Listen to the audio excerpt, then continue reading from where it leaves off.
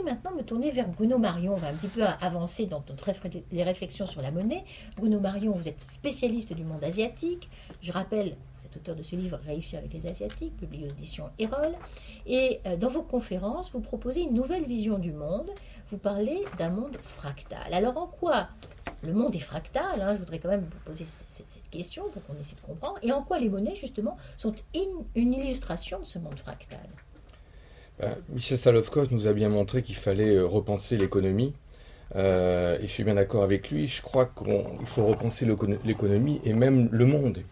Il faut trouver les grilles de lecture, les lunettes, les manières de voir le monde tel qu'il est aujourd'hui et non pas tel qu'il est plus. De la même manière que, comme il l'a montré, la plupart des outils qui nous servent encore, alors peut-être pas les plus brillants économistes, mais en tout cas l'homme de la rue, et peut-être même certains journalistes, pas vous Florence, mais certains journalistes, ont une vision du monde qui est encore attachée à des outils qu'on peut appeler linéaires, des outils assez simples. Or depuis, on le voit bien, vous le montrez dans chacune de vos émissions, le monde se complexifie, le monde devient de plus en plus complexe pour plusieurs raisons. Je vais en citer une ou deux. Il devient de plus en plus complexe parce qu'il y a un accroissement considérable du nombre. Il y a 100-150 ans, on était à peu près 1 milliard sur la Terre. Aujourd'hui, on n'est pas loin de 7 milliards. Donc augmentation du nombre. Non seulement on est de plus en plus nombreux, mais en plus on communique de plus en plus. On échange de plus en plus. Et c'est là où on va arriver à l'argent.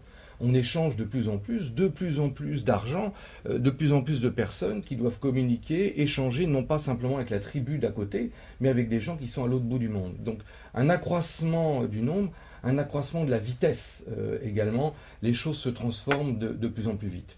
Tout ça fait que non seulement on a atteint un monde de plus grande complexité, qui fait que nos grilles de lecture, la science dite newtonienne, cartésienne, linéaire, pour faire simple, ne s'applique plus, en tout cas ne s'applique plus à tout. Et pour comprendre le monde tel qu'il est aujourd'hui, il faut céder, hein, c'est pas forcément la méthode la meilleure et la plus ultime, mais il faut au moins essayer de céder des théories scientifiques les plus à jour, on va dire, par exemple, la théorie du chaos. Entre-temps, il y a eu la mécanique quantique qui nous a aidé aussi à comprendre beaucoup de choses. Aujourd'hui, la théorie du chaos peut nous aider à comprendre un certain nombre de ces phénomènes. D'ailleurs, parmi les économistes les plus connus actuellement, les plus iconoclastes aussi pour certains, c'est par exemple quelqu'un comme Benoît Mandelbrot. Benoît Mandelbrot qui a créé dans les années 70 le terme de fractal. Nous y voilà. Un économiste, c'est le premier à parler de terme fractal. Le fractal, c'est quoi ? Écoutez, le plus simple, c'est de vous précipiter sur votre ordinateur si vous êtes connecté à Internet et de mettre dans Google ou votre moteur de recherche favori image fractale, et vous verrez par exemple le chou romanesco ou certaines formes de flocons de neige, et vous verrez qu'une image fractale, c'est une image qui se reproduit à peu près à l'identique à elle-même, quel que soit le niveau d'observation. Alors, venons-en aux monnaies. Encore une fois, je trouve ça intéressant que le terme de fractal ait été créé par un économiste. On a vécu, on l'a vu, toute une époque, il n'y a pas besoin de monnaie, après quelques monnaies, et globalement, on vient de vivre une grande période avec une ou quelques monnaies dominantes, avec surtout une monnaie dominante qui va peut-être l'être de moins en moins, qui va l'être probablement de moins en moins, à savoir le dollar, comme l'a évoqué Michel Salov-Kost. Ça allait bien dans un monde finalement assez linéaire. Aujourd'hui, parce que nous sommes dans un monde de plus en plus complexe, ça ne peut pas marcher. Ça ne peut pas marcher. Il faut avoir une vision du monde beaucoup plus chaotique, que j'appelle beaucoup plus fractale, comme le chou romanesco. Et je crois qu'on va voir apparaître des tas de monnaies. Alors justement, parce que le monde est complexe, on peut se dire qu'une monnaie unifie l'ensemble et justement permet la fluidité. On peut dire que c'est au contraire avantageux d'avoir au moins quelque chose qui rassemble. Alors une monnaie unique peut fluidifier l'ensemble ou le paralyser. L'immobilisme peut apporter l'équilibre, la stabilité, la sécurité, et l'immobilisme ultime apporte la mort. Et en tout cas, n'est pas adapté à un système complexe. Dans un système complexe, je suis convaincu qu'une seule monnaie ne peut pas s'imposer. Alors on commence déjà à voir la suprématie du dollar prendre quelques coups de canif de ci, de là, avec, de mon point de vue et du point de vue de ma connaissance du monde asiatique, on voit apparaître non seulement une émergence de la puissance de la monnaie chinoise, le yuan ou le RMB.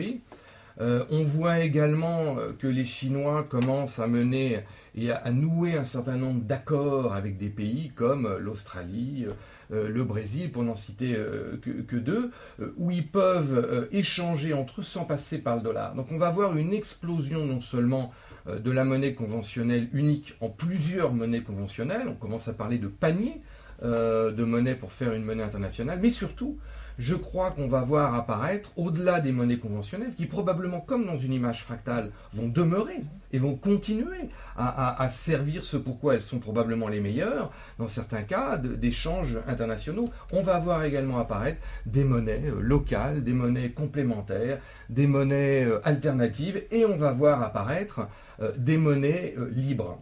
Alors c'est ce qu'on va voir aussi dans la deuxième partie de l'émission, à partir de 9 heures. Alors, donc là, quand vous nous parliez de ce monde chaotique, hein, de ce monde fractal, je crois qu'on fasse le parallèle avec les monnaies. Je crois qu'on peut se dire qu'avant, il y avait essentiellement une forme d'énergie. En ce moment, on est dans une forme d'énergie, c'est le pétrole, et on va bien être obligé de développer quand même d'autres formes d'énergie. Hein. On ne va pas substituer une énergie par une autre, et c'est pas ça qui va se passer. Il va y avoir un ensemble. Demain, il y aura des éoliennes, demain, on tirera de la mer certainement de l'énergie, etc., etc. Donc il faut bien se dire que ça sera comme ça que ça va se passer, et qu'on peut peut-être faire le parallèle, je ne sais pas si c'est judicieux ou pas, avec les monnaies. Il n'y en aura pas qu'une. De la même manière, on sera obligé d'en utiliser beaucoup.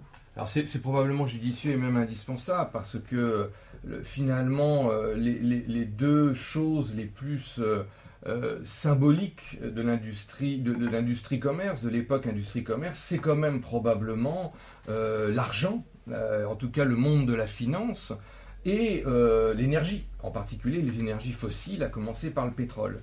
De la même manière que vous avez évoqué la disparition progressive d'un système d'énergie fossile unique vers une sorte d'image fractale où vous allez produire dans votre maison un peu d'énergie éolienne, moi un peu d'énergie photovoltaïque. Il y aura toujours quelques centrales thermiques de ci, de là, qui coûteront de plus en plus cher, mais qui serviront. On va voir une sorte d'image fractale se créer. Et bien avec les monnaies, c'est pareil.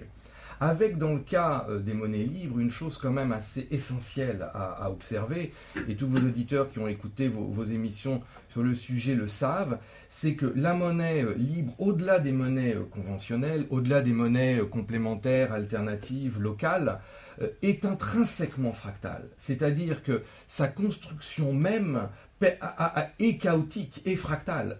Et ça, c'est quelque chose de nouveau qu'il est difficile d'appréhender tellement on est habitué à une monnaie simple, cartésienne, linéaire. Tu en as ou tu n'en as pas, j'en ai plus que toi.